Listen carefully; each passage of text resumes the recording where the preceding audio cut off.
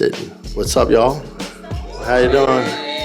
Good to be here. Thank you for everything. Thank you, Andi, for having me. It's been a wonderful experience.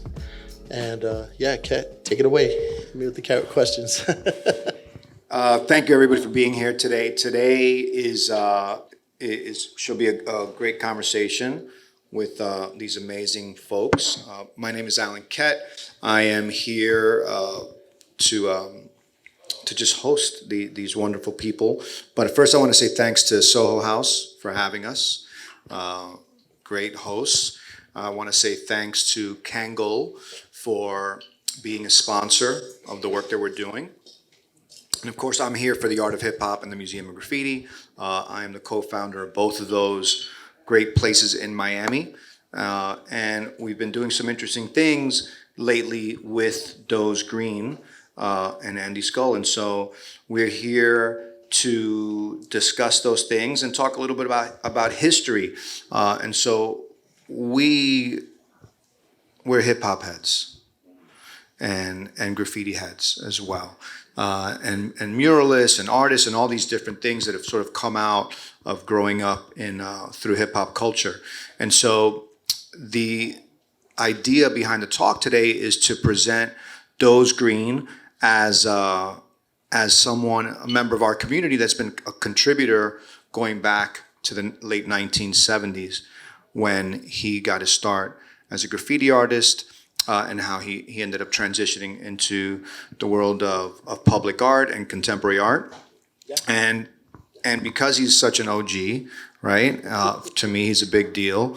I look up to these artists and want to create collaborative experiences with them and make sure that they're still relevant, even though, of course, they're relevant, but give them opportunities and give them ways to collaborate with us much younger generation. Not much younger. You're not much younger than me. Don't. Much younger. I didn't say that. And find interesting ways to collaborate. And so thinking about Austin and South by Southwest and what we know is happening here, I thought, wouldn't it be great to do something in Austin with Doze, because we just did a project with him and Scull in Miami to celebrate Hip Hop 50. And so what we did in Miami is Doze came through and painted this major mural celebrating B-boy and B-girl culture, and sort of that history is part of hip hop history. And so we thought it would be great to bring that to Austin. And so in thinking about that, I reached out to the few wonderful people that I know in Austin, and top on that list is Andi. And so we kind of came together. So please give it up for both of these wonderful people for being with us today. All right. So the conversation today is really going to be a mix of history, a bit of celebration, and really trying to pull out from both of these people some of their knowledge that only they have. And so Doze, we'll start with you. So you started painting early in the 70s, and you became this figure in the hip hop movement. You went from graffiti and breakdancing and toured the world. What was, just to go back in history for a minute, the early 80s, breakdancing, what was it like when you were starting out in, b-boying compared to what you see today? Well, actually, I have to go a little further back, like mid 70s, when I started dancing. At first, I started writing graffiti like 74, 75. But mind you, there's old timers. They're gonna say, "You weren't around. I didn't see you up there." No, I was a toy. I was what we call a toy, scribbling in the streets and chasing the big guys, chasing them around and following them, like following the tags to the yards and waiting for them to come out the yards. Oh, sign my book, or benching. What we would call benching is like you sit on the bench on 207 in Dyckman, or you go to the writer's bench in the Bronx and you wait to see your favorite star come by, and and then you harass them. Harass them, yeah, pretty much. To you, Get out of here, kid. So yeah, basically in 74, 75, I was a toy. I was getting up. I didn't do my first train till '78, but between '74 and '78, I was motion tagging, which is like a bunch of miscreants like myself, like 20 kids deep, ride the last car of the train down to the end. South Ferry is where the train loops around Manhattan and comes up, but they close off the last 4 subway cars because everyone has to walk up to the front to exit. So we had 4 full cars to bomb while everybody leaves. So we would like right after school, we'd hit there, or if we didn't cut, we'd go there and we'd tag up, go to Chambers Street, jump on, and we'd do it like 10 times, and then we go home. But we would hit the last 4 cars. You do the math, like 10 times you got 40, whatever, it's like you're hitting up a whole line, So basically, b-boying was introduced to me through graffiti. My cousins wrote graffiti, and I was up in the Bronx getting feedback, sorry. So I was tagging with my boys in the Bronx, my cousins, and then we were invited to this block party up in Edenwald Projects, which is primarily a Jamaican neighborhood, Wilder Avenue, Edenwald Projects, Nereid Avenue, North Bronx. And that's where I first encountered b-boying. And back then it was a combination 3-step. It was just like whipping back and forth, basically doing splits, kicking out sideways, and then doing shuffles, like kicks, like Russian kicks and shuffles, and maybe swipes. That was it, and corkscrewing spinnings. And I was just like blown away because I was, everybody watched Soul Train, I was a Soul Train head, and, you're dancing with your cousin doing the robot, And this was something way, extraterrestrial, out there, cosmic moves. So, and I just remember them playing Billy Preston's Outer Space, and man, and then Apache. And then I was just taken by it. And then I went back down to Manhattan, where I lived, on 97th Street in Amsterdam. And that's where Rocksteady Park is.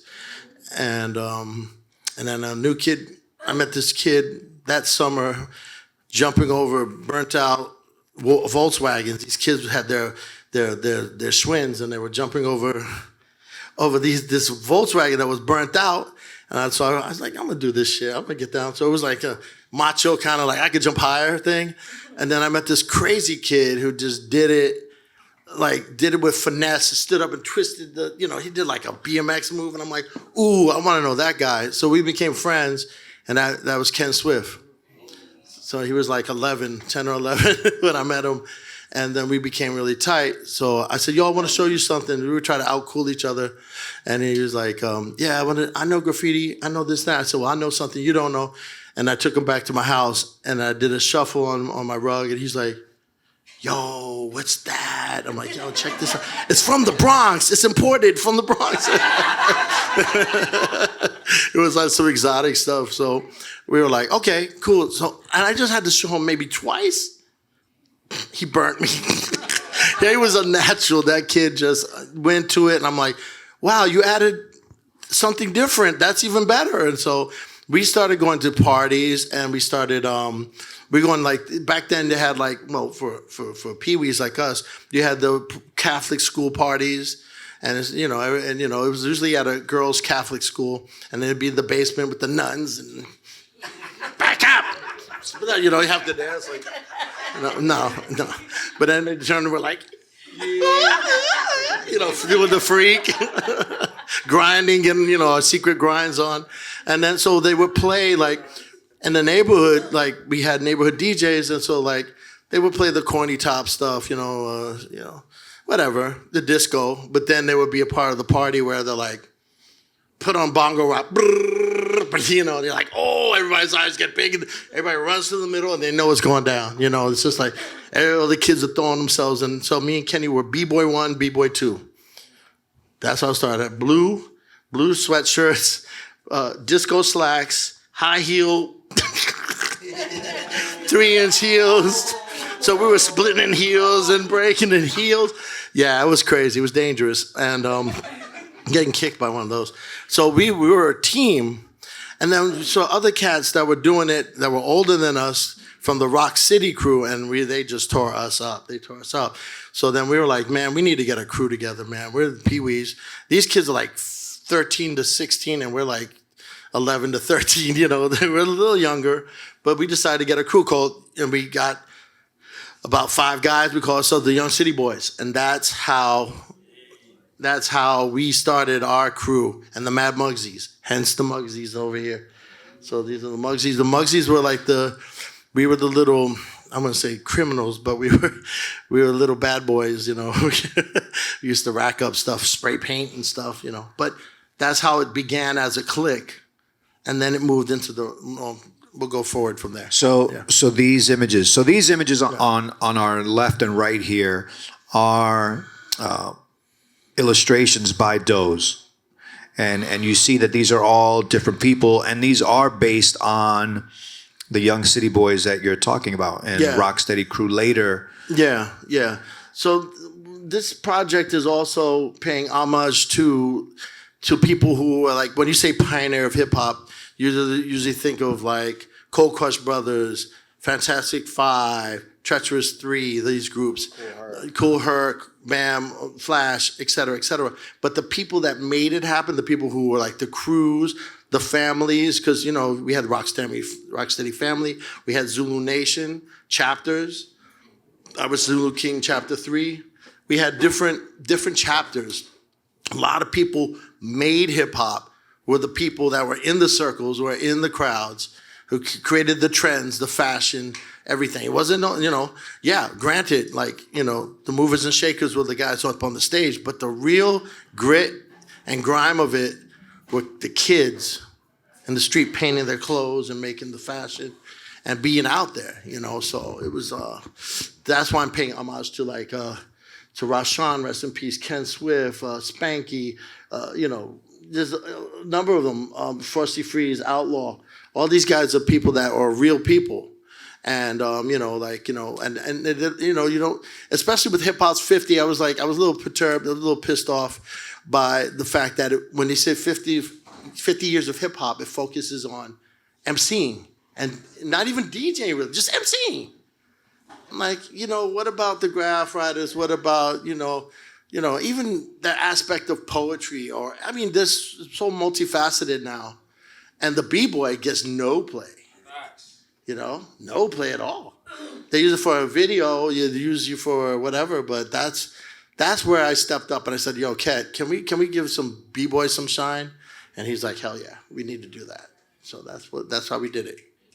Yeah. And so we wanted to not only give them shine at the museum and at the Art of Hip Hop in Miami, but the same idea came through and we started to build. It's like, can we take this around, right? Because these celebrations were happening around the world, and they were felt a bit exclusive, right? They felt like you said, it was just MCing based, but they didn't represent all these different elements of hip hop, which we still, coming from Zulu Nation era and coming from the projects in New York, we still remember hip hop in that way, and I think many people have forgotten or don't even know that hip hop was that way, right? All these different creatives coming together from different sort of skill sets. Yeah, like, you know, like when we were growing up, flyers was a big thing.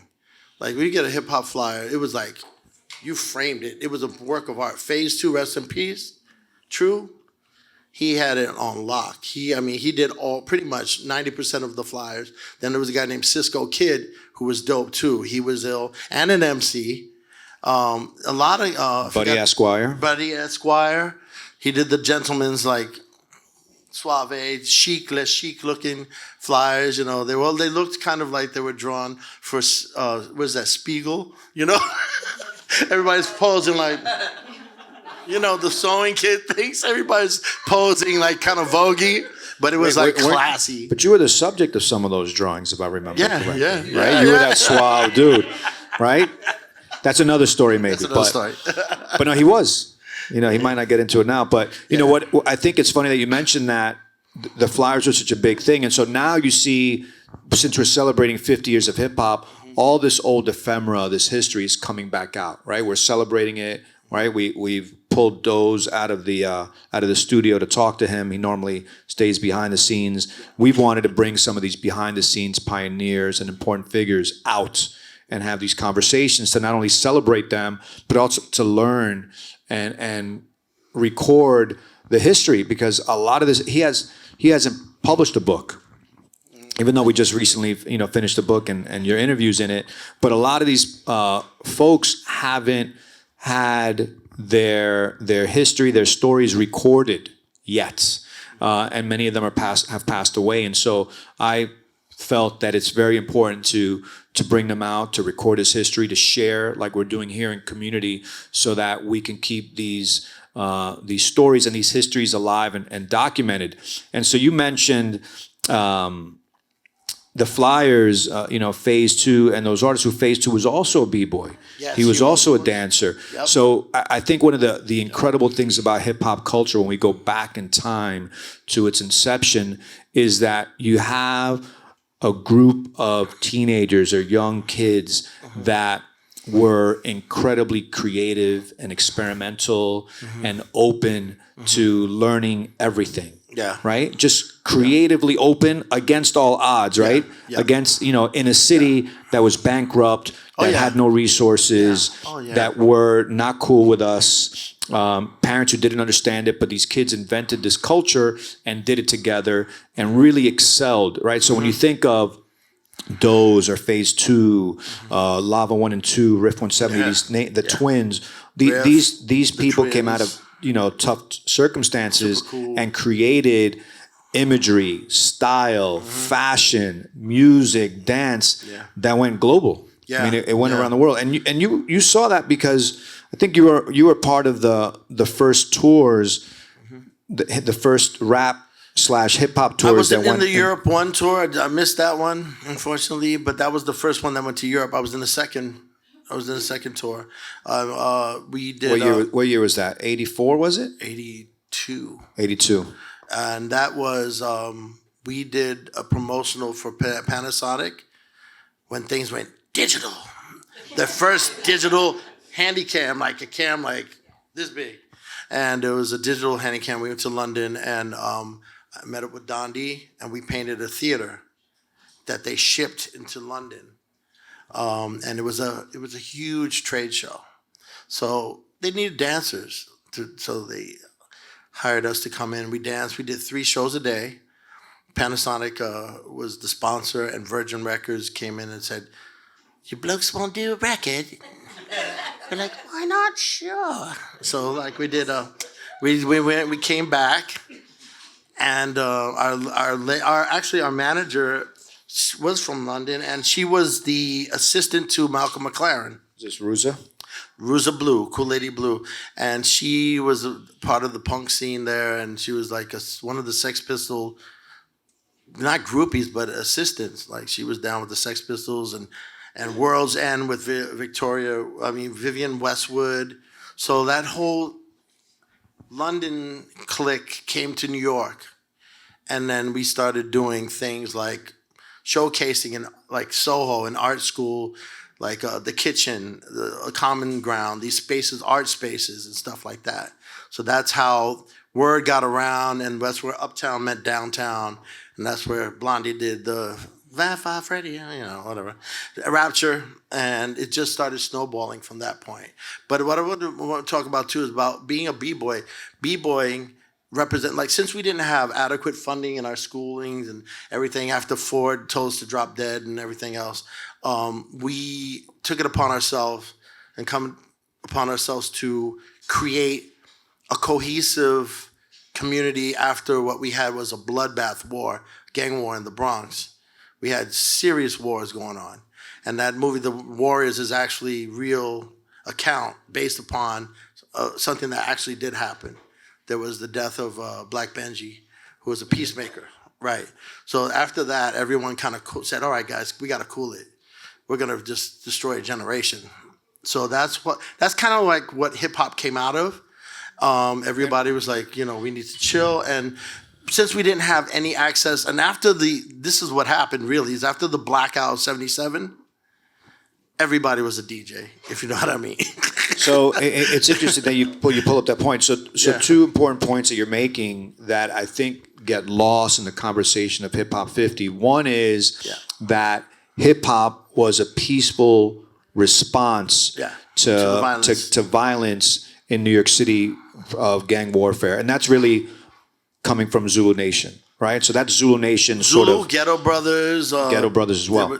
Right, because they were trying to unify and call for peace. So that's Yeah. really important for those of you that don't know it. Yeah, yeah. Is that hip hop came out as a peaceful sort of movement to unify teenagers Yeah. to stop the violence that was happening amongst the teenage gangs Yeah. in New York City at the time. Yes, this is true. And that's what happened. They started throwing parties. Ghetto Brothers, the Blood Brother Nation, Zulu Nation. We had nations at the time. We had South Soul Nation. We had all these different crews gangs that were just like, say, gangs that hate each other, but were in the same vicinity, just started getting together and throwing parties in social clubs and then like churches and whatnot. And everybody was just like, oh man, cool, you're not so bad, and then just bring your skills to the floor, get on the mic, see if you could, let me hear your skills on the turntables, and that's when it transformed into like, okay, now we can start dating their girls, and they can start dating our girls.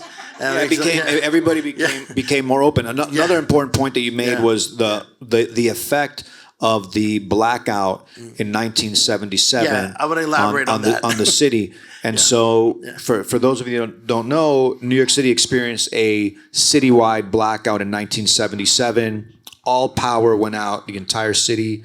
How long was it for? For a few days. It was like 2 days, 48 hours. Right? And so, of course, all hell broke loose Yeah. in a city that's tense. It's hot. It's in the summertime, Yeah. right? There's no AC, and there's poverty, and it's tense. And so there was massive looting across the entire city, everywhere. Yeah. And every electronic store was like, every electronic store got robbed, and all the music equipment was stolen. Yeah. And out of that blackout, DJs emerged, right? Because all of a sudden, that's what they I'm had saying. Music equipment. That's why they did had not the have DJs. music equipment before. Very few DJs existed. Yeah. After that, there were DJs all Not over the same city. reason why everyone's a DJ now. Yeah, that's right. It's all Totally diluted. different. Totally different. Totally different reasons, yeah.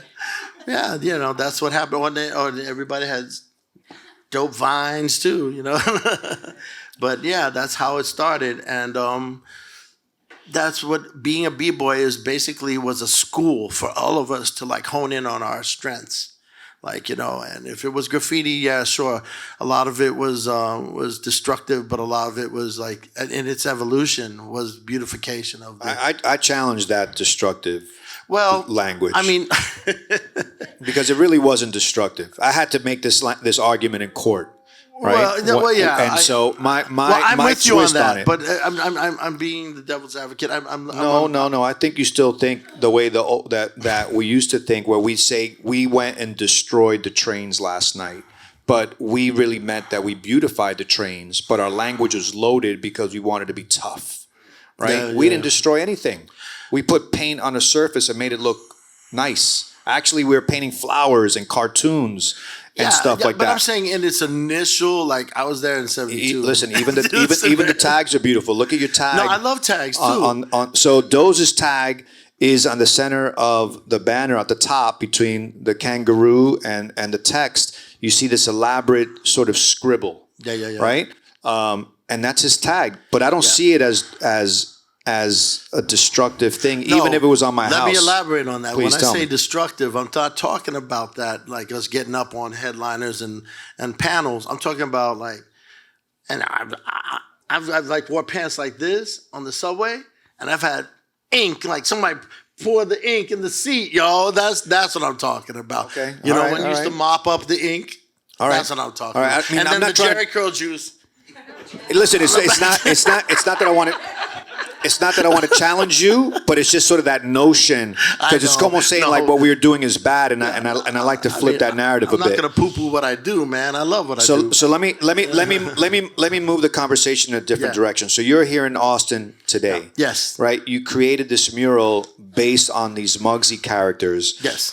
And they're painted at Hope Outdoor. Mm-hmm. And so I think this notion of community that we're talking about, in New York City, adds through Zulu Nation and through all these different nations that were coming together. The reason why I wanted us to bring us together is because I felt like this is the very, very similar thing. And I think that what Andy's been doing at Hope Outdoor for almost 2 decades, or maybe it is 2 decades, is pretty remarkable, Andy. And I think that the work that you've done to bring programming, activities, a space for art is outrageous, outrageously good. And so when we were discussing where Doze should paint, I thought it was perfect for a mural to go to Hope, because it's this community space. Tell us a little bit about your motivation for continuing Hope Outdoor. Well, first, I just want to thank you, Ket, because having this relationship continue from when you guys came last year during South by and really, helped our community be reminded about the 50 years of hip hop and, all of the culture and education that you're spending a lot of time on. Like, you contacting me and saying that you had Doze Green to bring, I was just so thrilled, especially since we're still under construction. We weren't really a place where it would be some high traffic spot like at the moment, but the opportunity to highlight the main and only reason that the Hope Outdoor Gallery is being created is, the mission of helping other people by connecting creatives with causes is about community. Yeah. And that's it. Really, we can talk about history and education all day, and it's great, even for me to hear Doze's stories right now, right? Like, I moved here from New Jersey. I love hip hop. I was never a breaker, but I love dancing. It's part of my culture. I'm so happy that so many friends are here today that are the hip hop community of Austin that I looked for when I moved here. But ultimately, the reason why that always gravitated me is because I felt like I found my people, that, and through expression, that being around anyone that is really utilizing their own inner voice to express however they feel, whether it's through vocal, through movement, through colors, through instruments, that is part of being human.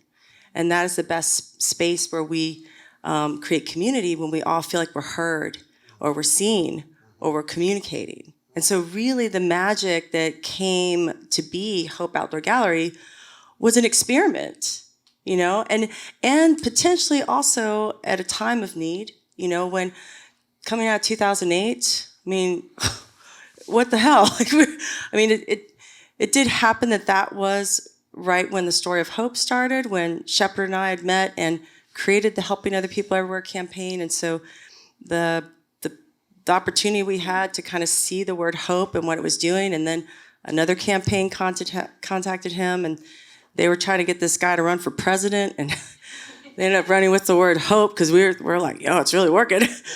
But like the decline of the economy and there was just so much going on. So I feel like by the time we launched Hope Outdoor Gallery 2010, people were yearning for a place to just feel like they were safe to express their own ideas and opinions. Yeah. It was never specifically about the graffiti culture, but the first person I called was Sloke, because I knew that this was more like these outdoor walls that had been sitting there for 3 decades. The only community that was going on there was really being utilized by the graffiti artists. I wouldn't even say there were muralists going on out there, right? It was really just this safe place for that community. And it wasn't even permission. Castle Hill? Yeah. Capitol Hill. Castle Hill. Yeah, so before we got permission from the property owners to start this experiment as an outdoor gallery, it had been known as the foundation because it was an abandoned foundation. Like, it legit was a condo that was built. They built up the walls, and then people moved in, and then the walls started cracking. So there's a real story behind, this abandoned location that to others was a beautiful canvas. And so when I called Sloak, and then I called Billy Bishop, and then I called Shepard, and showed him pictures, I said, "Hey, what do you think? I think this could be a cool experiment. Let's see what happens." It was more than that. I mean, definitely there were tons of signs and ideas or things that we tried that didn't work. But I'm really glad that you took the opportunity to take that and transform it into hope, because from Castle Hill, like every city seems to have a Castle Hill. San Francisco had Psycho City, New York had 5 Points, and what's really sucks is that the developers come in and just don't even leave a remnant of it. Like Psycho City's gone, 5 Points is gone, but what you did is you kept that. You've transformed it even to something greater, and that to expand the community. And I gotta give you kudos for that, because it's a beautiful thing. Beautiful thing. Well, I definitely, I lovingly always say that I am just the Muppet bus driver. I do not take full credit at all. In fact, that's kind of like my own disclaimer. I just drive the Muppet bus, and there's a lot of Muppets on the bus. But it was and still continues to be a community idea and a community effort. There's no way that, in fact, there are many, many times I've walked into meetings and said, if there's one person that would benefit greatly from this project not happening, she's sitting right here. Because it's a lot, And I just mean with regards to, it's so important to really involve everybody. And it takes time, it takes thoughtfulness. And that, to me, is also why the hip-hop community is such a great example of, having pillars, having community, showing how growth and development happens together. Yeah, absolutely. And it takes tremendous sacrifice and hours and years of work. And I know your project is ongoing.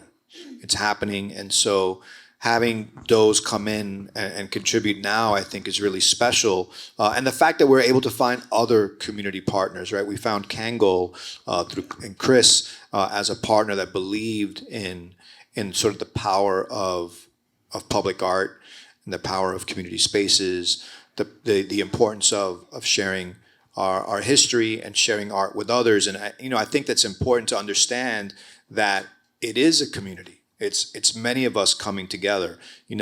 Doze as the artist, me as maybe a connector, you as a host and a builder, which is so needed and so important. And I think that there's not enough of these spaces, like Doze mentioned, around the world. And so to be in a city like Austin and to see it coming together and to see you working on it and continuing to develop it is tremendous. And I know you're going to have tremendous success, and we're always going to have your back. And so thank you for hosting us and for doing what you do, because I know it's not an easy task. And so, Doze, you went out and painted at Hope Outdoor Gallery. Tell us a little bit about what you painted. Who did you throw up this time? Who are some of the people that you honored in the work that you created this year? Yeah. Okay. This time around, I was the emphasis was half b-boy, half graffiti artist. I did caricatures of JoJo, which is a founding member of the Rocksteady crew. The twins, which were founding b-boys down back in Herc days, like Cool Herc and Flash, I'd say early 70s. Were one of the first. They were twins, and they would do routines. They were the first cats that were doing routines and stuff. And then I had Andi, my master, Donnie White, in his trademark do-rag, the Wild Style when he was Zorro. Yeah. But I slapped the Kango on there. I had to give Kango some love here, and but it was actually worn that way anyway.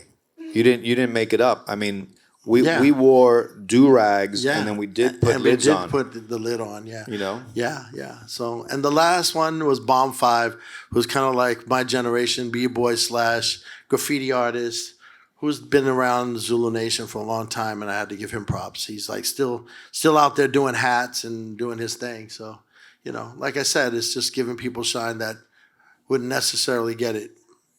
So, and I think it's much appreciated. Dondi's not here to see that. Rest in peace. Bomb 5 might not come here to see that, nor the twins. But I think it is important to be able to, even if it's just writing the names on the walls, so that other people, when they come in, they're like, "Who's that?" and learn about, or maybe look up each of these individuals. Yeah. That for us that were there, we know their story, but others need to search a little bit deeper to find their stories. Whether it's Bomb or Dondi or JoJo. And so just to take it back a little bit on the dance side. So we're just moving around. It's more of a casual conversation. You're mentioning all these guys. You mentioned Panasonic in the 80s, going, the dance moves that you were learning. When did you decide to sort of stop dancing and focus full time on art, and why? Well, I mean, I've always painted, and my role in Rocksteady wasn't so much of, I wasn't a power dance. I wasn't like a power move guy. I was actually Frosty's partner. We were like comic relief. Every crew has kind of like a funny guy, like the clown, the payaso, and I was that guy.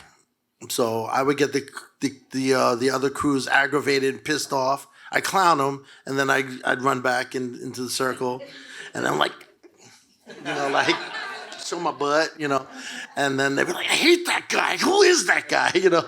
So I most hated B-boy too, but that was my job. But also I was a part of the crew and did the routines with the crew, and I was just a clown. And so the reason why my role in Rocksteady was like threefold. I was an MC at the time. Don't ask me to do it now because I sucked. But I was a B-boy, and I did the graffiti for all the backdrops. In Roxy's, I painted the Roxy's every week. Me and Chaos. We painted the whole, when you see B Street, look at the kids walking up the ramp. I painted that every week. That's a lot of painting. And I did backdrops, and I did a lot of stuff in battles and stuff. I was just a painter. I did the album covers for the Rocksteady crew. So there was a point where B-boying was getting played out. Crack hit the streets, and the clubs, like B-boying was the dime and a dozen. There was crews everywhere. So it wasn't, the novelty kind of wore off in the club scene. And Rocksteady, we were traveling around the world, so we missed out on some things. And when we got back, it was just saturated. It's like any time you saturate a market, people are like, "Oh, here's the B-boys again." Well, spin on your head, But they treated us like we were wet food stamps. They were just like non-applicable. You're not allowed to use it here. You don't want any more B-boys in the club. So we basically were shunned out of the same clubs that we made famous. Danceteria, the Mud Club, the World, what was the one? Palladium. These are big time clubs. Studio 54, we used to go. I was going to Studio 54 when I was like 12, dancing. We couldn't get in anymore. So we were still getting comp tickets. That's how I made a living. I was getting free comp tickets to all the top clubs in New York, so I would go down and scalp them. So at that point, I was like, yo, you know what? I ain't with this anymore. I can't do this. So I started painting again. I started being in the because I was already doing shows at the Fun Gallery and Soho Galleries, group shows, Tony Shafrazi. We were doing shows at Fashion Moda. So I still had that. I fell back on that. I was living homeless between A and B and Lower East Side. I was squatting. And my boy A1 lived on 13th Street. Toxic lived down on 3rd Street. Everybody lived by this place called Save the Robots. That was the underground club. And then we used to go there and just find out, we were really scraping a living on just doing little group shows here and there. And it was just to the point where I said New York was getting too crazy. My neighborhood, I couldn't even go in my neighborhood. I was like, people wanted to kill me because it was just like literal, Justin knows. He's from the hood. We had something called the blue top, red top, purple top, the top wars, the crack wars. And that summer, I think of 80, 84, 85, I did like 20 rest in peace memorials. I'm actually in Martha Cooper's book, the memorial book. I have 2 pieces in there. I did like 20 one summer of like all my friends that were just like kingpins. They were, they were slanging. They were just dropping like flies. That, and then my community of friends down in the club kids were all getting AIDS. Like kids were falling off with AIDS here, crack uptown, AIDS downtown. I'm like, yo, I gotta be out. So I was lucky enough, I was working at Patricia Fields. And, I was doing her windows. And there was a group of guys that came from California. I don't know if you've heard of it, Lisa Beach Bad Boy Club, No Fear. The skaters out there, you know who it is. So they saw my work in the windows, and they asked, say, yo, if you're in California, you want a job, come. I was there next week. I got a one-way ticket. Just my Kango, my radio, and my trench, and I was there. That was it. And that's what saved me, my art. Because the b-boying, like legs, and this is after Buck and Kuriaki, the tragic end of, that's a whole nother story. That was a tragedy in the hip hop community. You're going back to sort of this your early history with Rocksteady Crew. So for those of you that don't know, Rocksteady Crew was a crew of dancers and also graffiti writers as well that really took the international world by storm because they were traveling around the world. They were in videos. They got signed to a record label deal, put out their own music, which is what you mentioned in the artwork. So those are important sort of moments in hip hop history because your art started to get out in the world through the vinyl. Hence right? the Muggsy. So Muggsy these, it's not the characters that he was doing then don't necessarily look like this. No. But he's sort of credited for this cartoon style becoming very popular because it was introduced on the cover of these records. So all that's happening, and also, I think it's interesting what you're mentioning about going to Life as a Beach and No Fear, Bad Boy Club, because that was very early for fashion. It's like it's the surf fashion. It's surf. It was surf that segued into urban. Right, so now we have this whole thing with streetwear, right? It's a thing, and you have the old brands are like Stussy, and newish kind of old brands are like Supreme, right? And all these new brands like Kith and all the stuff. But you were there in doing the window displays and kind of get discovered, and then go into the fashion world in California. And I know that you were there for the launch of many of these really old, and important brands that no longer exist. But you were part of that sort of transition into what would then become streetwear. Yeah. Right? Yeah. I mean... Well, I used to skate as well. I was a skater. I used to skate with these guys called Zoo York. I don't know if you... Which also became a brand. Right, which became a brand. But this is pre-Zoo York corporate. This is Andy Kessler, Puppet, Papo, Raul, Mackie, SE3, Hayes, like the soul artists crew, which are also graffiti artists. See how it is? There's a connection. There's a bridge through all the cultures. But it seems like graffiti is the foundation of all of it. So I know Sloke and a lot of the guys out here, they listen to Sabbath, and then but there's still, we have something in common. You know what I'm saying? Which is the art. Is the art. So it's basically. Well, I think the power of graffiti is that it touches so many people, whether you like it or not, right? Whether it's there, it's in your face. We're doing it. Yeah. Some people love it, some people hate it, some people really it moves them, right? And it's sort of what you discovered, Andy, at the foundation, that it's the graffiti writers that are out there, no matter what. Sort of doing it, whether you like it or not, but eventually they grow up and they become these really important cultural, artistic contributors. Well, it is interesting that the nature of how our experiment happened allowed me to describe it as a visual open mic. And for people in Austin, we're just so familiar with being branded as the live music capital of the world that even when I moved here 30 plus years ago, going to an open mic and musicians was just, oh yeah, you get it. So then describing to people that, having a visual open mic, just having a canvas or a space where you can try, fail, be courageous, be scared.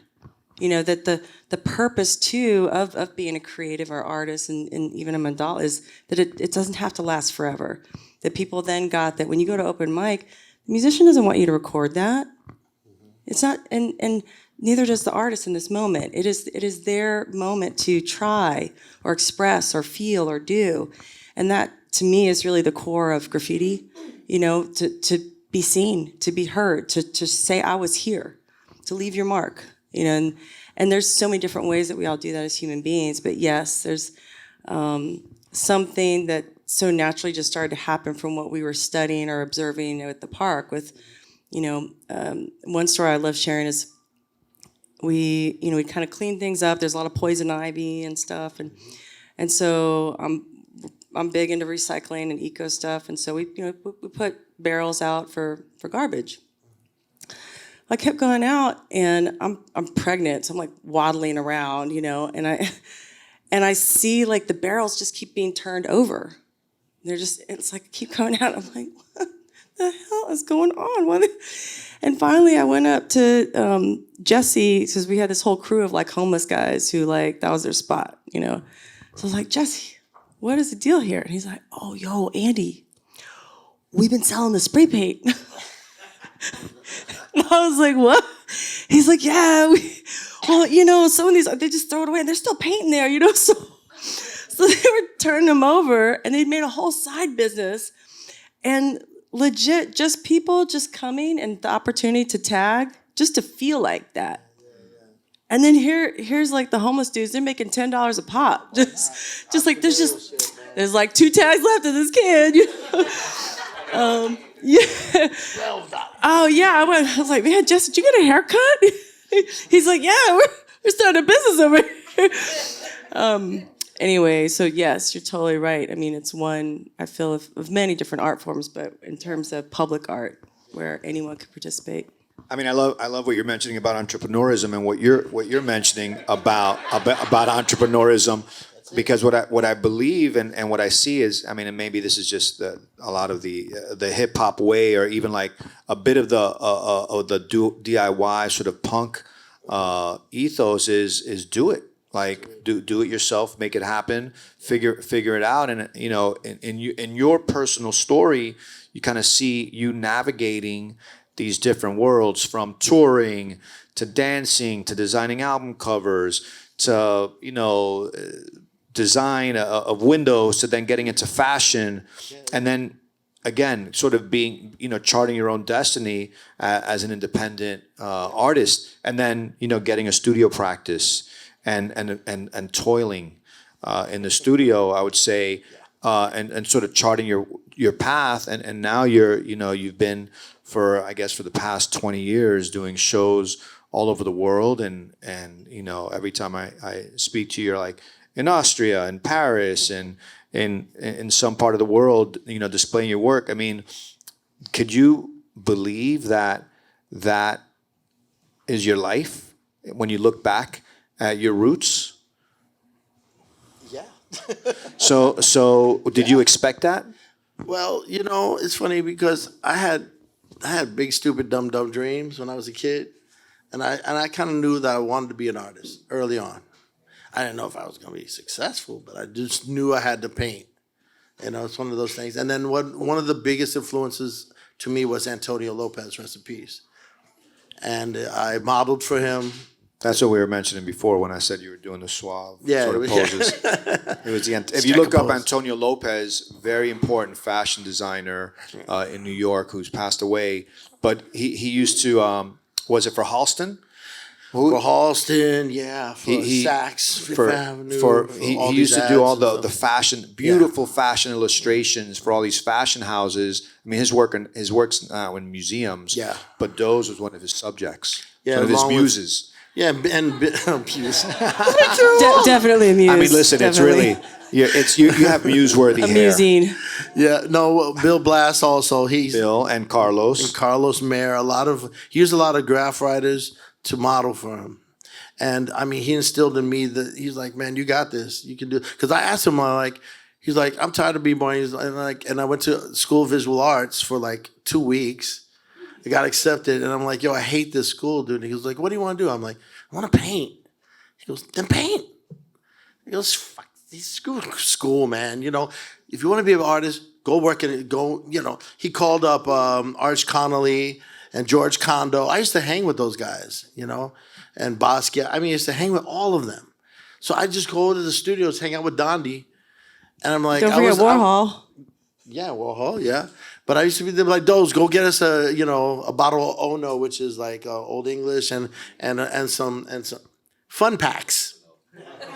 Fun packs. We won't say what that is, but I was the gopher for fun packs. So like, I would come back and I would just watch them and paint, and I just studied real well. And Bill Blass could say that as well. We really immersed ourselves in the art world downtown. After the breakdancing thing kind of melted away, I was still downtown. I was like in the studios with most of the artists.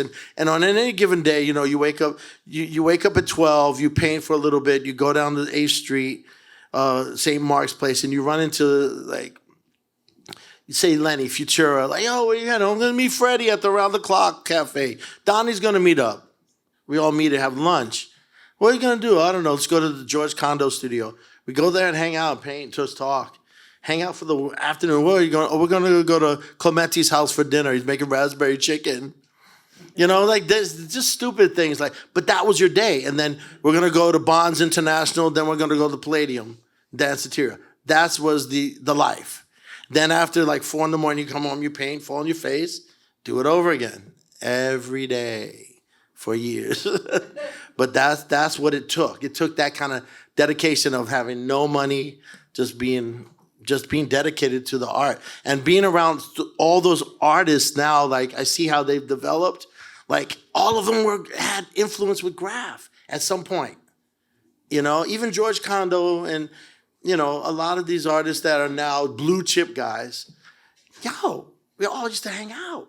It's insane. So that's the cement, I think, is like the underground culture, the culture of community. That's why it's so important. What you're doing is massively important for Austin and the youth. Keep giving them a place, a forum, avenue, a place to meet up, and just ideas. Where people can formulate ideas and concoct some crazy harebrained scheme or style or whatever. Well, you're speaking of community. And the need of community and an artistic community. Absolutely. Right? And how it grows and develops. And here you are now, 40 years later, able to look back and reflect and realize the power of being in community with all these different artists, just to learn, to soak it up, right? Yeah. And then to sort of, push you in your own way to... I think it's good too if you have like studios at Hope. You have, I don't know if you have a program for working artists, like residencies, and then you invite young artists to come, sit, watch, and just get a feel of what studio life is. Well, and that's our main goal is still to launch these summer creative camps where families and children learn more about careers in the arts through actual working. To me, of course, there is a place for arts for just art's sake, but what I noticed, and for myself and growing up in this generation, it's just so meaningful for parents to see their kid, and then their kid know their parent sees them. And then through that learn about. I mean, when I tell people the day that I told my Chinese mom I wasn't going to be a doctor, a dentist, or a lawyer,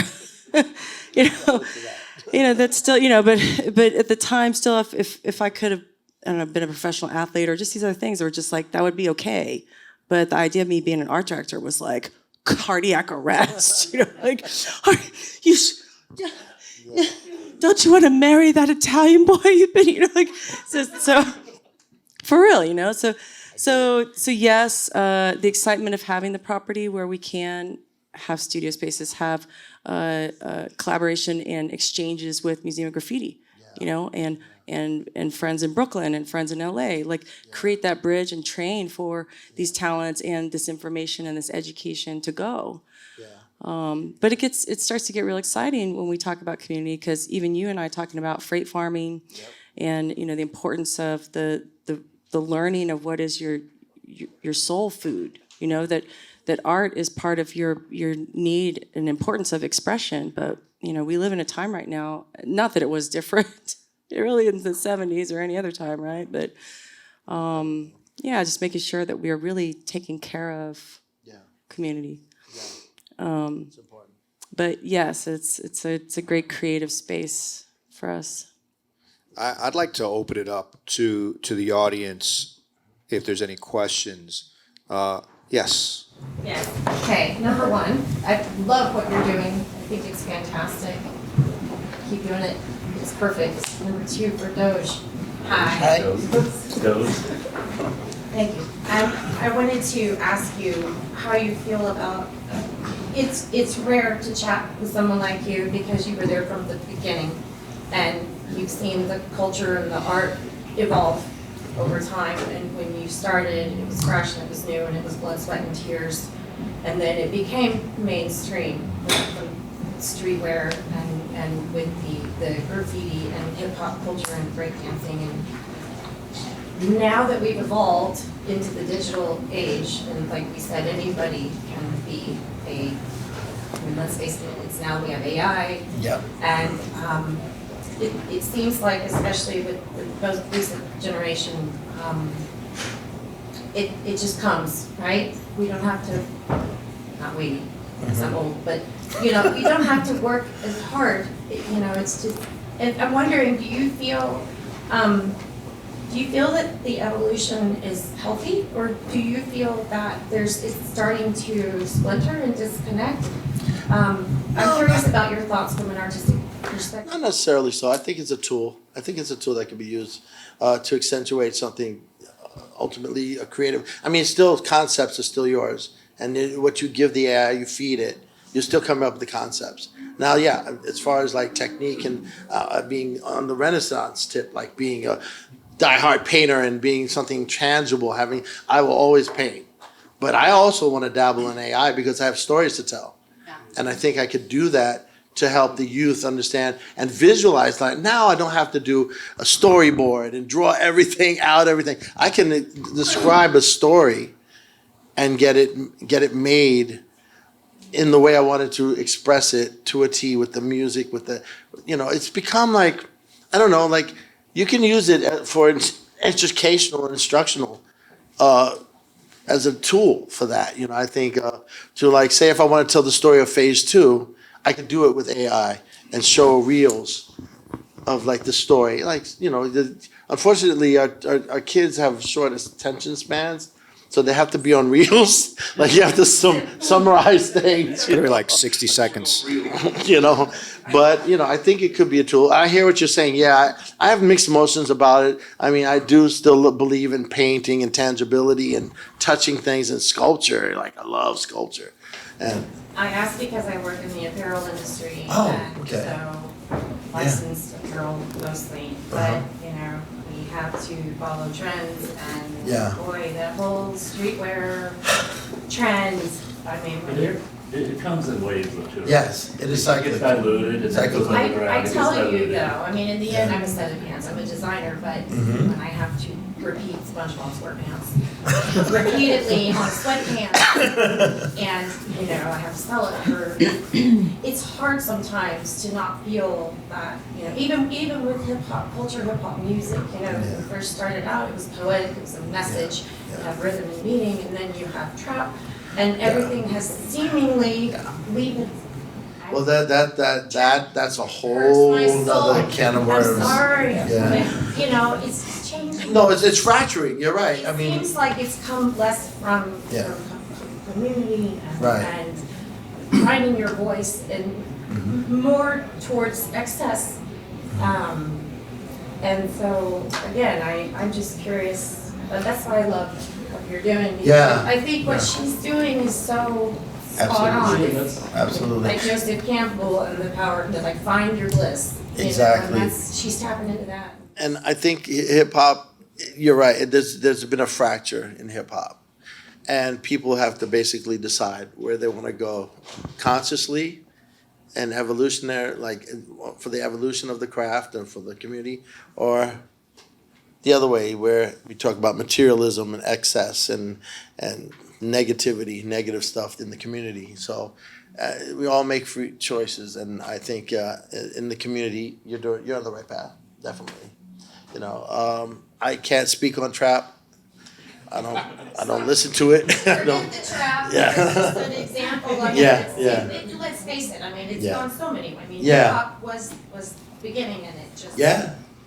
It's splintered. I mean, we're talking about an art form that's over 50 years old. That's has so many different tentacles or arms now. Yeah. Trap is just one. Yeah. Drill, hyphy, X, Y, Z. You know, you're talking about streetwear, but you're talking about streetwear perhaps on a mass market level, where these issues of SpongeBob licenses might be a thing, right? But when you're talking to kids that are launching their own streetwear brands, there's still the creativity and the originality that's happening. They would love to maybe license Yeah. SpongeBob one day, because they're going to flip it and remix it in a way that's not been done yet. And so I think that the beauty of having youth still interested and still engaged in any of these things really shows the power of this culture and the staying power of it. Even if it's bastardized in a million different ways, there's still another generation that comes and looks at it with a fresh pair of eyes and decides what they're going to do with it, whether it's good or bad or, you know, whatever. It's just sort of an extension and a new manifestation of youthful creativity. And so, yeah, I mean, I think technology is a whole different thing, and youth are going to figure that out as well, and figure out, like Doze is talking about, how to perhaps utilize it for their own creative ways and how to express themselves. And but yeah, thank you for your question. Any other questions? Yeah, in the back over there. Hi, so amazing, all of you. I'm in the consumer internet world, and I think I live in Wynwood for a year, and I always walk down the street and I think about when a mural disappears, like I'm sad. I was talking to Ellen about Shepard Fairey's work in one of the restaurants in Wynwood that's kind of been stripped because they're regenerating the restaurant into something new. So I guess my question also a little around technology is like, have you seen ways, or can you think of ways that we can preserve street art using kind of the digital technology that we have today? You've seen examples of it, you know, I own a think piece, but like I'm curious because you're all really big thinkers, and I want to use technology for good for artists. Well, this is something we actually worked on this week, but I feel it's a conversation that's come up for years now, especially during COVID. I don't know if you guys had the same experience where it's just everyone just hounding you about like NFTs and.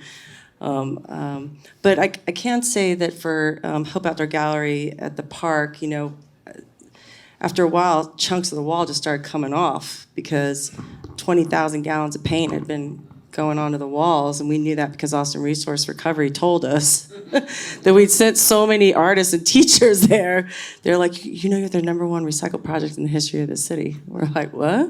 But anyway, the point is those layers we could then look at, and it's like, man, it's just all this history in these layers, and how could we save that? So some groups started coming to Hope and creating VR and creating AR, and, you know, and just bringing the technology to us.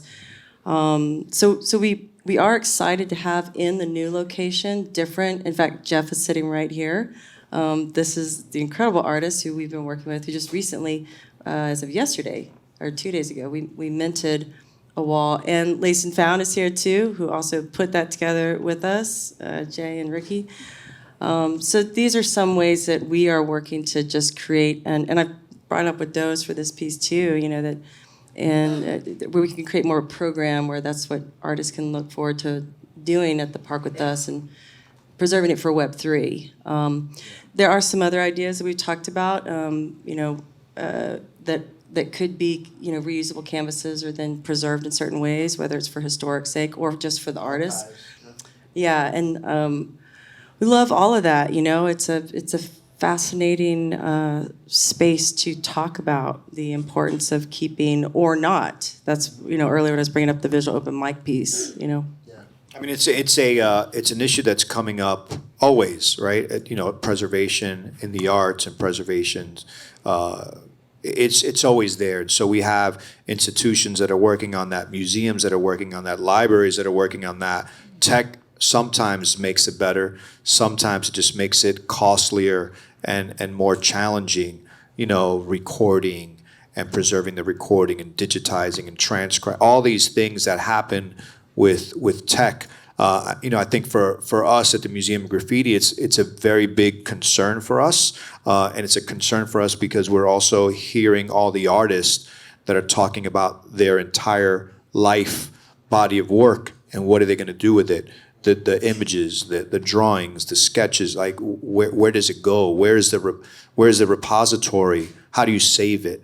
I think that the advancement of technology is helping us to deal with it, but it still takes a vast amount of resources and communities to get together to raise the funds to do that kind of work, whether it's for just the scanning of it or the photography, the digitization of it. I think the internet has been a great tool for all of us to share that information, and as the tech becomes more affordable, storage space, drives, all these things really sort of help all of us in sort of achieving some of those goals.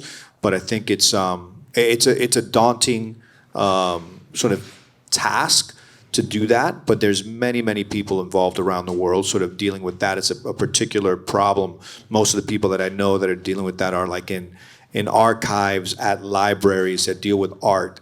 And it's really sort of their full-time preoccupation and how to do Everything's this. being tokenized too now. The art is being tokenized, NFTs and Yeah, and all that's that it's stuff. a whole nother It's a sort of whole- approach yeah. to how to preserve it and how to share it. So, Yeah. I mean, I think that there's all these interesting ways that are sort of manifesting. You mentioned with Web3, but so there's a lot of folks involved in it. I think artists could use more and more resources and people that care enough to come to the table and be collaborators, quite But frankly. you're doing the DAO community thing, aren't you? Aren't you working? We are. Just this week we announced a campaign that we're doing with a special group. But included in that was us putting together, what Jeff has been working on for a while and has added to a few local artists as something that he's helping and offering, and some of those have gone to Hope Outdoor Gallery, as kind of collectibles. But it is the willingness to want to work to and be able to show and offer. And then to me, it's then how is that useful to the artists, and then who wants it? It's in that next piece too of what is going on in Web3. When even yesterday, yet another group, even though we've had several, even recreate the original walls from Baylor Street. That is in an exhibit in the library. That's a virtual experience, right? But then those that want to create our new Web3 of like, oh yeah, but then the walls could be in Hope Outdoor Gallery. And I'm like, yo, I'm just trying to focus on the IRL right now, and the DAO and the. But yeah, it's fascinating, and it's exciting to feel like we have opportunities to do those things. But we'll just keep learning. Yeah. Other questions? Yes, Buck Raj, B-Boy City, Austin, Texas. It's good. Thank you all really for Thank you. helping Thank you us, for this supporting community, us. just come together today. I mean, and the vast array of things going on from South by, this is definitely needed. I mean, this panel needs to be more prevalent and more consistent. But my questions or statement directed to you, just coming from the breaking community, with the way things have been and what you've seen and your exposure and your influence, how do you feel about the 2024 Olympics with breaking and barking on? Hey, I'm not there yet. Okay. I've gotten this one a lot this year. And it's kind of like, I mean, I'm sure your response has evolved because, I mean, it all depends on who's asking, where you're at, what your audience is, because it's the same with me. But coming from you, I would love to hear your response on that. Okay. Yeah, well, I've learned a few things since I last talked about it in Miami at the last talk, and I stood corrected by a few B-boys that were like, because at first I was maybe a little too rough on the idea, but So hang on, just to recap, it's the question is, how do you feel? how do I What do you feel think about b-boying at being the in the Olympics? Olympics? So yeah, so for me, b-boying is a cultural thing. It's straight up. It's from the culture. It's from the heart. It's a creative spirit in itself. For me, it's a dance that you have to bring from the well of your soul up into physical reality. It's something that comes from the rhythm that's so instinctively human and raw and rugged. It's like something that when you hear the right beat, you're transformed. You get into a zone. It's just something that comes from the heart. So like, for me, b-boying has to do with that expression and with style. It has to do with style, finesse, dancing to the beat of the song, and portraying telling stories, kind of like, with your finesse. Dancing in a competition for me initially was like, this is kind of sterile. Like, this is going to be based on digits, numbers. Like, you're gonna get judged, and how are you gonna do that? How are you gonna judge something that's purely creative and stylized? Then it's gonna turn into gymnastics. It's gonna be more like is the judging going to be similar to something that you would get on a gymnastics arena? Like, that was the disconnect for me. Like, how are you gonna judge something like that if you aren't a part of the culture? So I thought the judges were going to be primarily gymnasts, or people in the gymnastic community. All right. Well, I was corrected to say no. We're going to have b-boys judging it. B-boys are judging it, like Mr. Freeze, and then I think Storm, and then a few others. Good. That's great, but it's still, I don't know, because judging is another thing. It's political.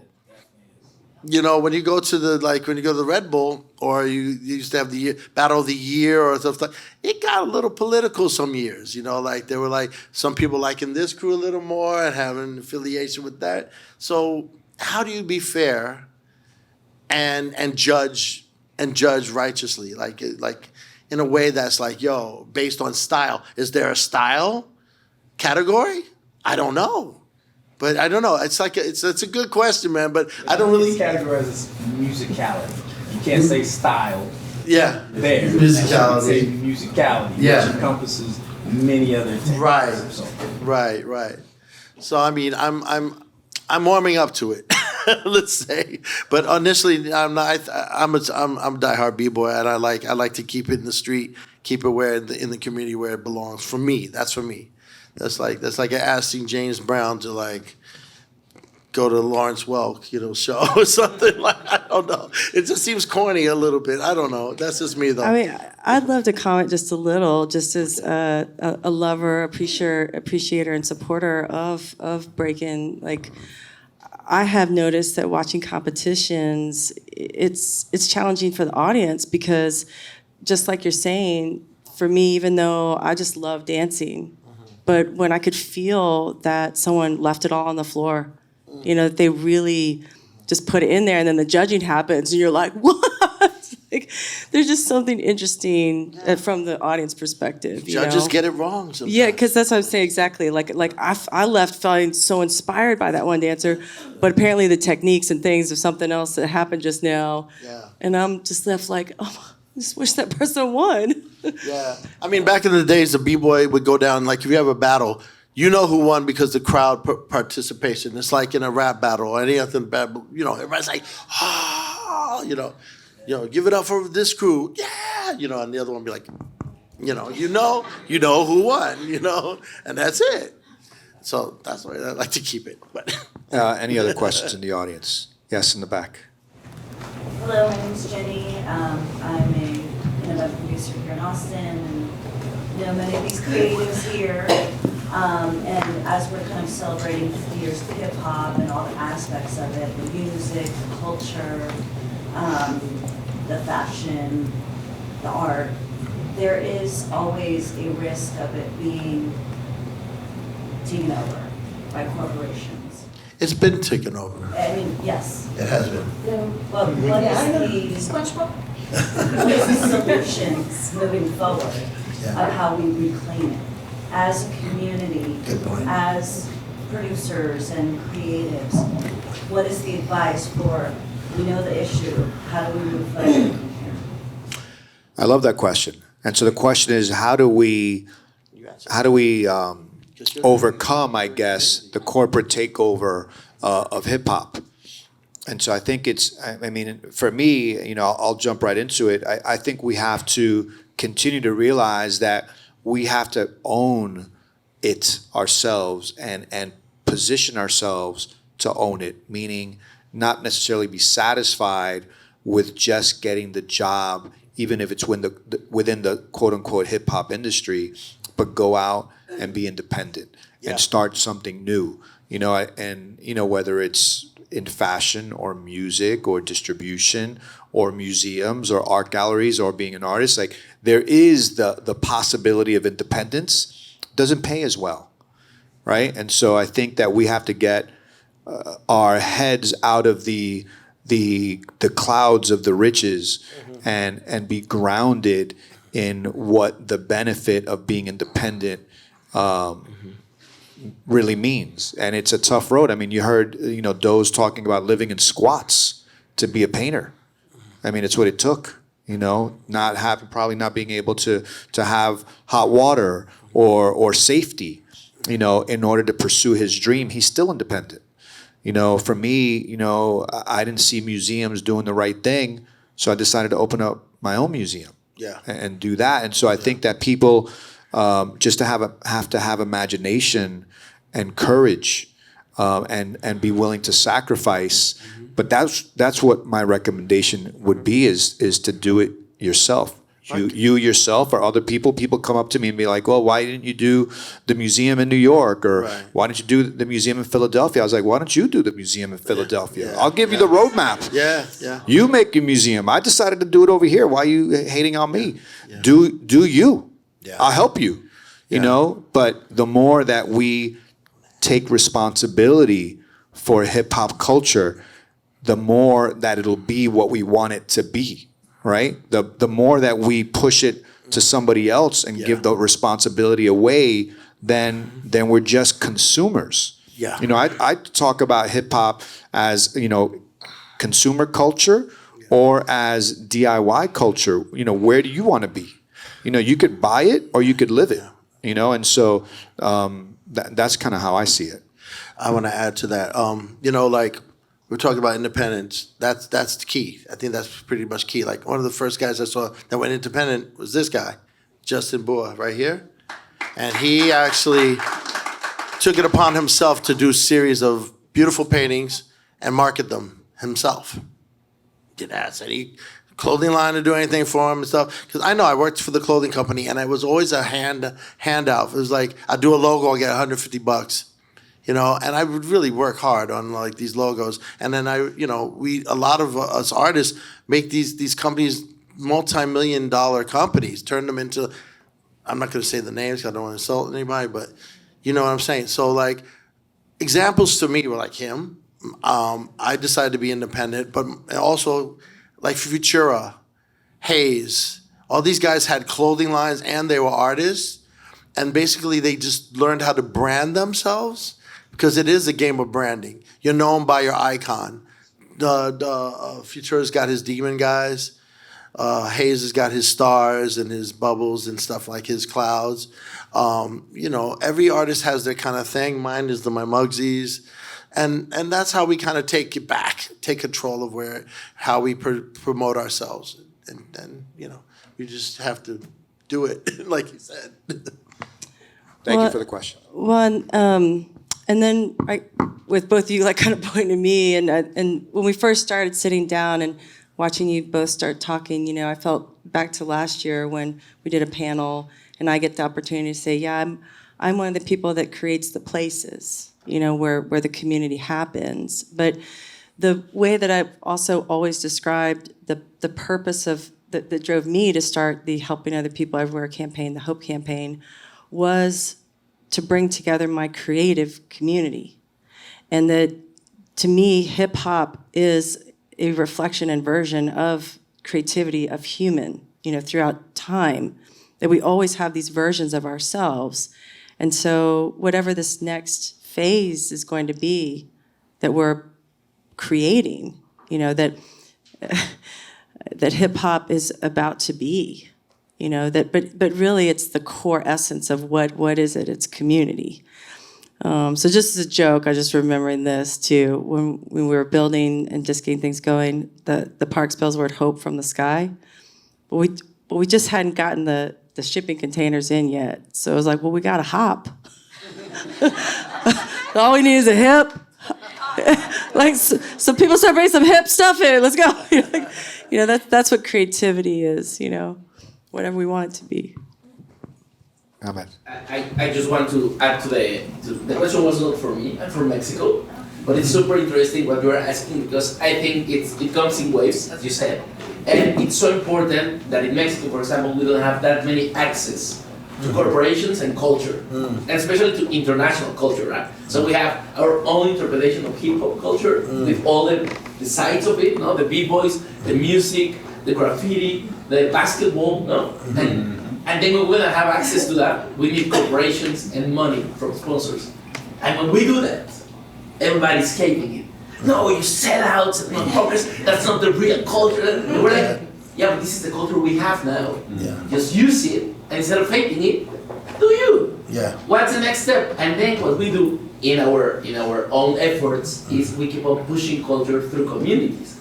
And that's what we can afford with our money. So when they come to us to try to hate, we say, okay, corporations profit from culture. They do not create culture or push culture forward. Nice. Let's keep on pushing culture forward. And corporations will come later, in a couple of years when they digest it and they understand it. But let's keep on pushing it and building communities. So what we do is instead of being the gatekeepers, we are the bridge builders. So for example, basketball, right? We've had 30 years of an NBA game from the season.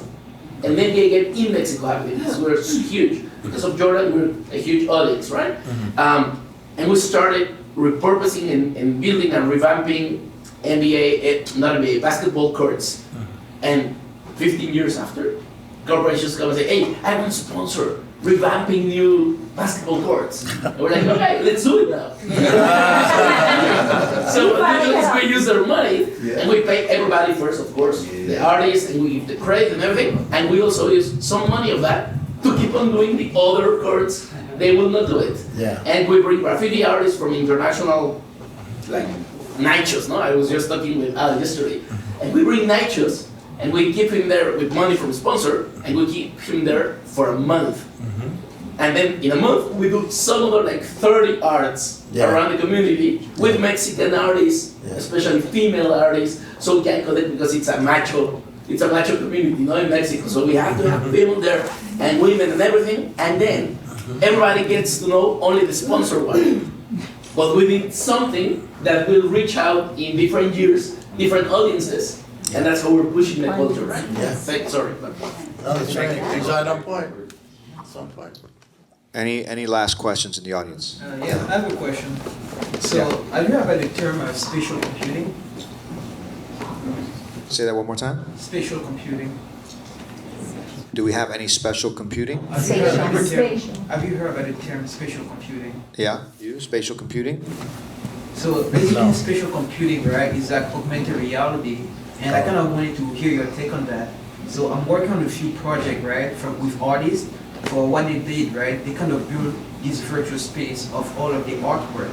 So for example, right, instead of the customer having to physically go into the art gallery or the museum, right? The art gallery and the museum is physically brought to the space. It can be their home, anything. And in that space, right, they can either move around. But the interesting things, they create this concept called digital, where in that digital space, you can buy an item. And by buying the item in that digital space, right, you can get shipped a real item in real life.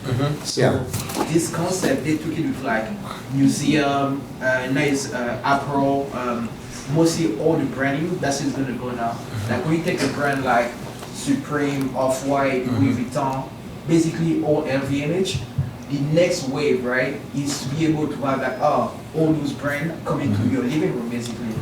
Isn't that similar to like what the metaverse was doing for a minute? Like different thing. I'm familiar with it. I think from a business perspective, if I keep my business hat on, I kind of like how it sounds. When I put my art hat on, I hate how it sounds.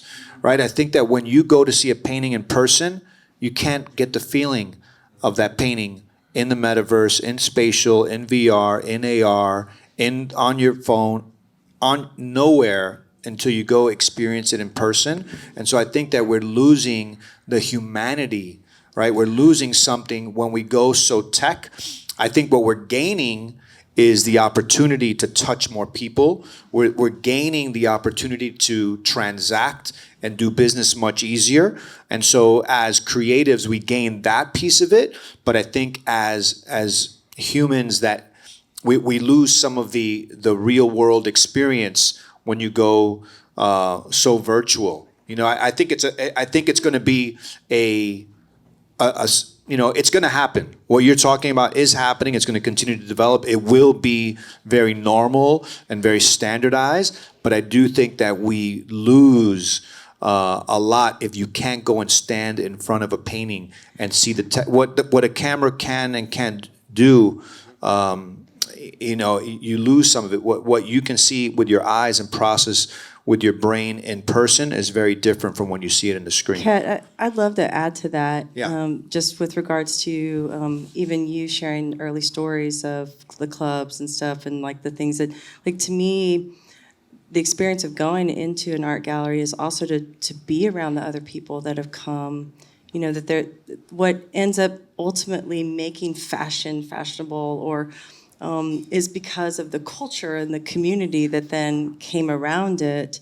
And so those are the parts that scare me the most. It's very isolated. It's not the warmth. And then so far, my history of people who really appreciate and buy art is because they love the stories that they have to tell that come with it.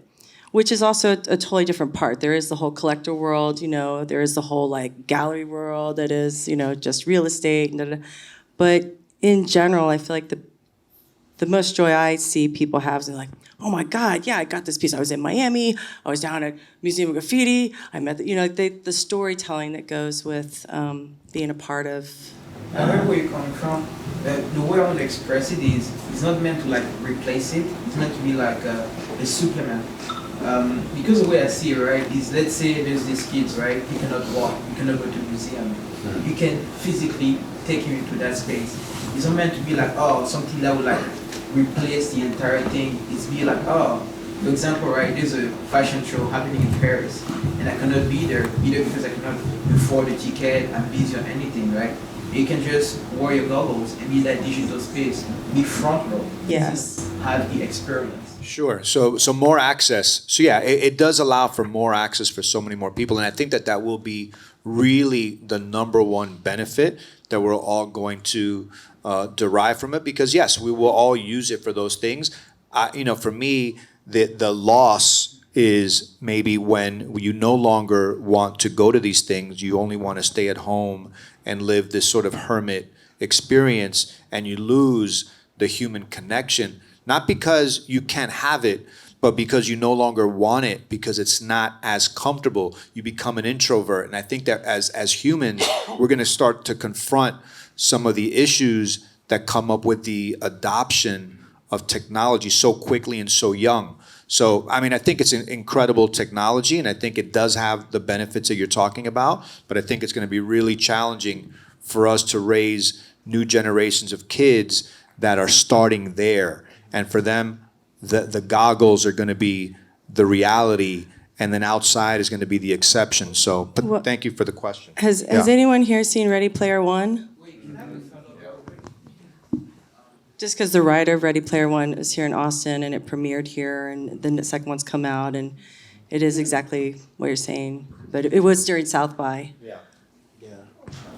Any questions? Yes. I just want to give you your flowers because, man, like, I'm from a block away from where you are, and I grew up. But you have to understand, Doze's early graffiti was so influential on all of us artists who were coming on the shoulders of giants. And seriously, like, the b-boying aspect to your characters was really powerful. They had a staccato to them. That had never been done before with characters. I had never seen that before Doze. And so it was hard, it was rough, and he captured the energy of Ken Swift, who, by the way, that story about Kenny, without Doze teaching Kenny, b-boying at the level it's at might never have happened. So that moment right there was a juggernaut that transformed the history. I never even knew that, because Kenny to me is the greatest b-boy of all time. He's the epitome, no doubt. Ridiculous. So no doubt. You transformed history on many different layers, both in graffiti and b-boying, and I just wanted to acknowledge that. Thank you. I appreciate it. And I got to give thanks to the guys like Chain 3, TMT crew like Cade Teen, Dondi White, Ramelzi, all these guys I looked up to, and if it wasn't for them, they wouldn't have sparked Too Mad, Gene 13, Our Neighborhood, CYA crew. Those guys sparked the interest in characters. Baudet, Von Baudet, you know. Everyone plays a part in the expansiveness of what we call this culture, you know. It's beautiful. Each one teach one. That's it. Any other questions before we wrap up? Yes, in the back. Yeah, I had one, but I really don't know how to pose like a full question. But I do want to start off by saying that hearing your story and everything like that is very inspirational and motivational. I grew up in the South Bronx. I was born in '78. I grew up on Brook Avenue, St. Anne's, and did the Millbrook projects and Sound. Patterson. So I grew up like watching Purr and FX crew and all of that, and really start taking spray paintings like portrait artistry and all that stuff. But one thing I will say is that like out of my career and where I'm at right now, I really don't see like a lot of graffiti like in galleries. You know, usually we get invited to like gallery openings here and stuff like that. It's a lot of brushwork and contemporary. So, and a lot of our murals, when we tell people that we're graffiti artists, they're like, oh, well, they back off, you know, like it's a scary word. What's your advice in kind of like changing that, the aspect of like maybe for galleries, like to not be so fearful of the word graffiti and like maybe seeing more of it in there? Like, you know, like not so much Dondi because he's legendary, but like seeing graffiti work, like lettering, bubbles, and all that kind of stuff, like in gallery spaces. What's your experience on it? Well, I just found for myself, it was that I started playing, well, Ramelzi was a big influence in that respect because Ramelzi was crazy wild style, griller, iconoclast, panzer, really aggressive looking work, but it was different. And I think the problem with galleries, and I've talked to a lot of galleries, well, why don't you showcase more? Well, because we can't differentiate the styles. We can't, they all look pretty much the same. And we're looking for things that are expansive or evolving in a different way. To take something and look at it in a different way and from a different angle or present it in a different way.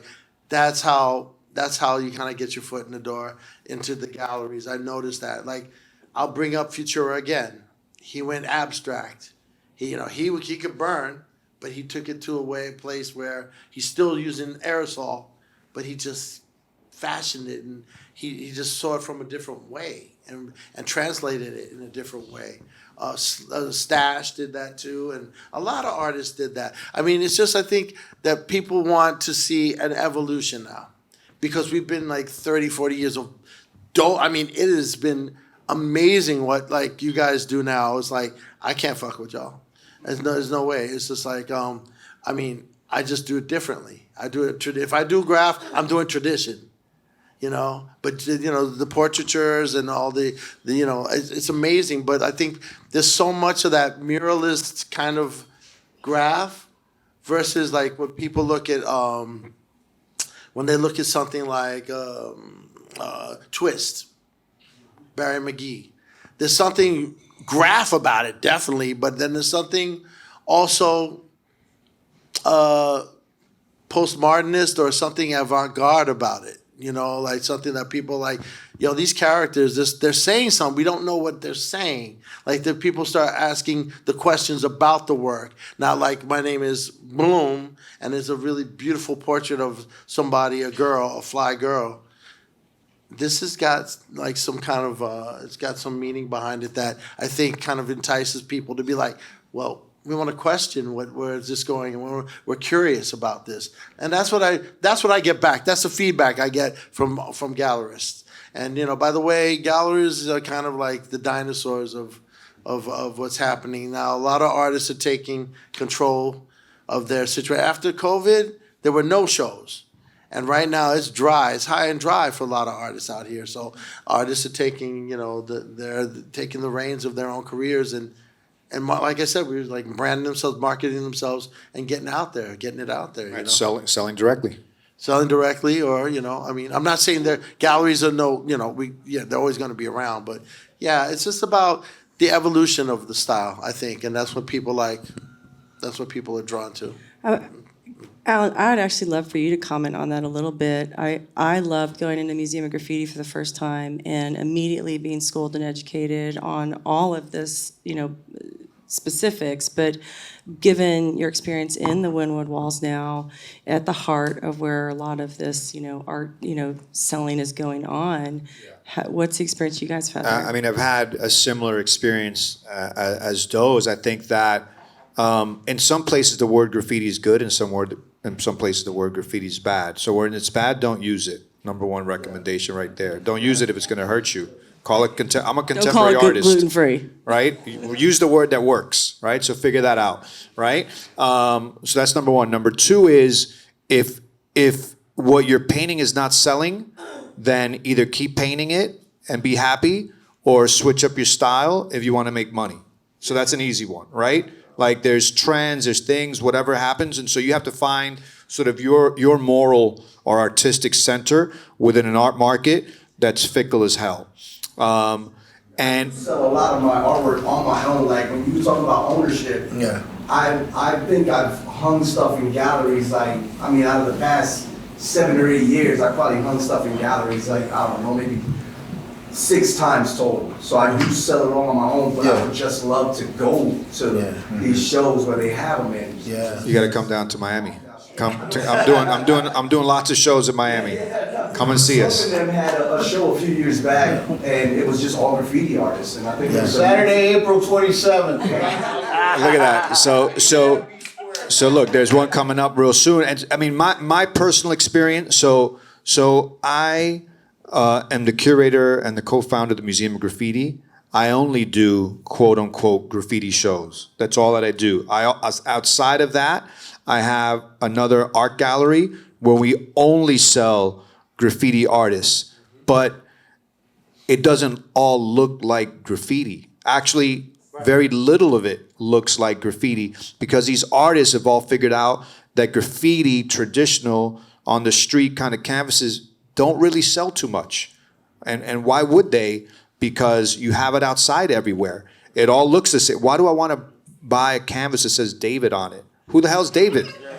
Why am I going to put a canvas that says David on the wall of my house? Like, what? Well, it's crazy, right? Sure. So people have to, so writers that I know, like Doze, like the 1,000 that I know from around the world, have had to sort of evolve because they realize that what they do in the street is different than what they can do indoors that will transact and sell. It's it can feel like graffiti, but it can't say David, right? It has to be different. It can't say Sloke. It can't say Doze. Right? We don't want a Doze painting that says Doze. I want a Doze Muggsy painting. Right? I want something that I can live with and be like, God damn it, I'm thinking about Doze again. Right? Because it says this, or Crash, or whatever. And so I think that there's a challenge for, you know, all those paintings, by the way, the Crashes and the Blades and the Dazes, all those word paintings and the pinks, they were painted in the 70s.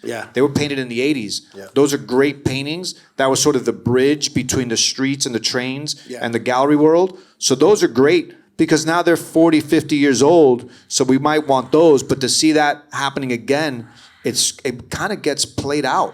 It's like more of the same. It's like, what are you going to do today to add to what they did? Where are you taking it? And so the artists that are making noise today and that are having a better time and a better experience within that gallery matrix that we're talking about are the ones that have added on top of that, have figured out how to do it with a different twist. Os Gemios as an example. I was just going to bring them up. They're telling stories in their paintings. Right? They're visual narratives that haven't been painted yet. Right? They're painting themselves or us in their paintings. And so then those paintings become an important marker in history. And so I tell people, that, you know, writers that I know that are sort of going through this thing, is that like, are you painting just for the sake of painting? Are you saying something? Like, is this painting going to be in a museum one day, or are we going to find it, you know, tossed outside on the street when the person moves? Like, what kind of painting is it? What are you talking about in your art? You know, and it's shocking to some people when you talk about their paintings maybe being trash, right? But you have to think about it like that, you know, because otherwise it's, you know, like, be a furniture designer, right? You know, what does it mean? It's different in the streets than it is in the museums and the galleries. And so if we think about it on that high level, then it becomes maybe more precious what you're painting. More special. Yeah, I agree 100%. And like I want to add is like, what Melzi taught me is like, pick your ism. If you don't have one, make one. You know, like, you make your story, make your narrative. Like, for him, he created a pantheon of characters from Alpha to Zeta, to Omega. He went through he has a pantheon. For every letter in the alphabet, he did letter racers. For every god he created in his pantheon, he created the multi-dimensional letter forms. Architecturally sound, mathematically sick. He was a scholar, a genius. Like, and that's what I'm saying. Andi taught me the way of the letter, the form and letter, and how composition and color is his language. I mean, you could take something that is so like that's so like traditional, and still add your flavor and your narrative, your story. For me, I delineated the letter. And I turned it into a highly symbolized code. Like, my work is coded. And for those who know metaphysics and alchemy, you can read it, basically. So I had to take it apart and reconstruct it into biological entities with the line work. Because everything is the line. A line is actually a cylinder. Like the tunnels that we travel through. That's the Ramelzi idea. So, like, we're going from A point to Z, you know, like, but we can bend things. We can bend things optically to fashion what we want to say in an abstract way. That's what I'm saying. It's like, you know, just get down to your ism, man. Just get into your, what are you trying to say? Like you said, what are you trying to transmute? And it comes naturally, man. Just get funky, get wild. Like, sometimes just don't even think. Just throw paint, and then beautiful mistakes happen. Beautiful things happen by just going. Just going. It's going. Okay, last question here in the center. Thank you for everything. It's been amazing. I'm a local artist here in Austin, Columbia. Kind of want to add on to that, also ask a question. It's a different way of thinking about this, but as artists, we're business owners, as you said, galleries are kind of moving back into how we operate as artists. And it's kind of like a two-part question, and it's along the lines of representation. We've talked a lot about independence and how yes, we do have our own brands. Yes, we do our own advertising, our own marketing, our own development, everything. We run a business. Like, that's what we are. We're entrepreneurs in the end of the game. And sometimes we do have to give up some power. Sometimes we do have to have a marketing team or someone helping us. Oh, yeah. And then it comes down to representation. Not gallery representation, but artist representation. Like, so are you represented by an agent or management? Have you ever been? How do you feel about that? And if so, how do you feel about the galleries? I know the gallery, we got to pay galleries 50%, and that's why we have agents, that's why we sell our own work. None of us like to give up 50% to galleries. But yeah, do you see a different way of doing things now? How would you do it if you were like coming up, but then you say like, okay, I don't want to have a gallery. Take 50%. It's a weird question to ask. Yeah, it's a complex one. I mean, I was a youngster coming up. I mean, in this day and age, things are changing so rapidly. I mean, in the traditional sense of like what the relationship artist, gallery, artist, collector, and this kind of like systematic thing and managerial. I did have managers. I had agents. I had managers. And for me, it was a headache. It was just like not worth.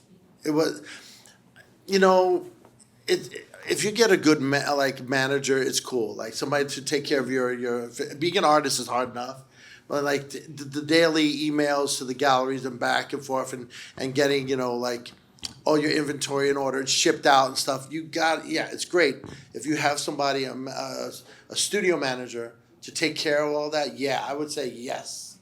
But agent, things get kind of funky because you're beholden to like a lot of what the gallery wants. Galleries tell you, like I've been trying to break a style. I paint in so many different formats now that I haven't shown anybody because the market won't allow me to, because they're like, oh yeah, we love those white line paintings you do. We love the line work. I've been doing that for 25 years. I've got a whole bunch of other work that's not being shown. Because the agents and the market, the galleries are saying, we want that, that's what sells. And so that's why I kind of shied away from the art world.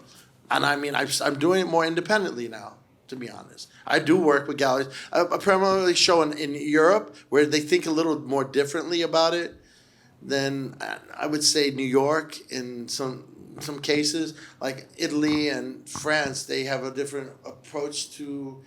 Like the collectors really, what they want you, they collect you. They're actually like, I have lifelong collectors, have been collecting from me for 30 years. And I go back to like, you know, stay in their homes. They invite me to their villas or I go hang out with them. See, it's more intimate. So I like that formula in Europe. And I'm not poo-pooing New York or whatever, the United States, but it's a different way. So for me, if I was young coming up, definitely get a crew, work together. You're gonna have to allot like monies and how that's gonna go. I mean, if you have to pay the 50%, do it. Get in a good gallery. You still have to do these things. Get in a good gallery and be represented by a good gallery if you can. Do group shows at first. Get seen. That's where this young lady comes into play, because it's what community is. Like you do shows and group shows, get seen, and then you get a little bit of a audience, and then you start getting into the galleries and stuff. But you just definitely need a managerial. No, for sure. Person. I've shown galleries. I have an agent. Yeah. And it's just interesting to think about how do we restructure the system in a way that is beneficial to still keeping galleries and having an agent and representing yourself and having a brand. Yeah, that's a hard one, man. I don't know. We need the community. We do need community. Yeah. Friends of the museum. It's not a solo effort, right? No. It's not. It can't be a solo effort, right? And so one of the things that sometimes we make a mistake is we think that we could do it all on our own or alone. No. It's not the way that it works. I don't think that that's what the human experience is supposed to be. Right. We're supposed to be doing it together, moving together, and working and cooperating. Right. Cooperation is the way. And so I think in the system that you're talking about, it's complex. You're talking about sales, you're talking about marketing, you're talking about creation, a studio, publicity, all these different things. Customer service, shipping, warehousing, all these things. I mean, if you're a one-person show, you're going to give yourself a heart attack, right? Or you're going to only make one painting a month maybe, and then deal with all those issues. And so you have to sort of come together and build your own sort of company in order to be able to do it. And those people either work for your company or you hire them as outsource the work. But you have to sort of figure out the ecosystem that you're going to create that makes the most sense for you, that feels right. I mean, I've witnessed him do it. I've witnessed countless other people do it. I've done it myself. And you have to move and feel and fill those pieces with the right people or the right partners until you find them, right? And you might go through managers, you might go through galleries, you might go through assistants and studio managers until you find the right person or the right people that are sympathetic or connected to you. Collectives. That's the thing I forgot to tell you about. I used to be a part of this collective called the Barnstormers. I don't know if anybody's heard of them. It was an amazing 3-year, 4-year stint that we had. We had out of Williamsburg back in 2000. And we had 50 artists, such as Swoon, Jose Parla, David Ellis, myself, Rose Star, Ramon Yang, Rose Star. I mean, you go down the list. A lot of these, Maya Hayuk. These are street artists that are like well known now. But we started off as a collective, like we just did walls. We got together and did walls in the neighborhood. For fun. For fun, right? And through parties, we threw pop-ups and we sold T-shirts. Like we printed our own, we did our own printing on paper. Bluster, yeah, and we just did it. We just didn't ask questions, we did it. And people would be like, yeah, we'd sell out shows, just like as a collective. And when one person couldn't do a job, so I got a job, like I heard Sloan, you're putting on your people with work, right? You're a collective, right? If you can't do something, you hand it to your boy. And that's how we worked. Like I did a David Bowie video because my boy David couldn't do it. And I gave David something because I couldn't do it. But that was the collective. That's how we brought each other up.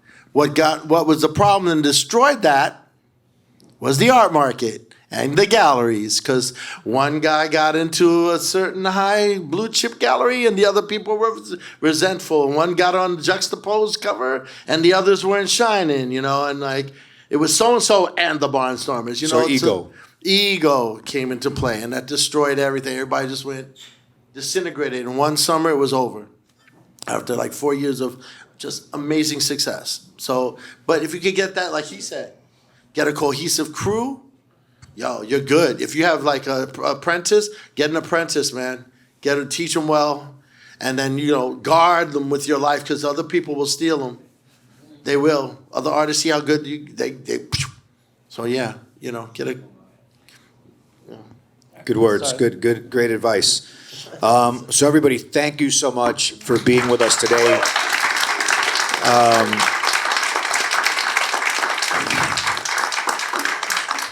And we appreciate you coming out. Again, thank you, SohoHouse, for hosting us. Thank you, Kangol, for sponsoring this event. Thank you, Hope Outdoor. Thank you, Doze Green, for coming all the way out here to do what you do, and the Art of Hip Hop for putting this together. Thank you so much. Enjoy the rest of your day.